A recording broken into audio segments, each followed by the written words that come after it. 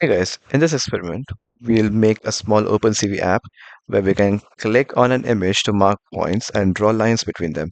First, we input the CV2 and the NumPy libraries and then create an empty list called as points to store where we click.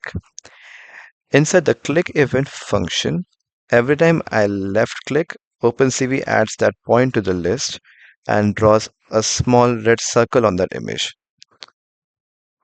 If there's more than one point, I connect them using blue lines. That's done using the CV2 dot polylines, as we already saw that in the experiment number 1, question 4, to draw the triangles. This did the same function for connecting all the 3 points that we mentioned before in a triangle. Next, I load the image that I want to work on using the CV2 imRead function.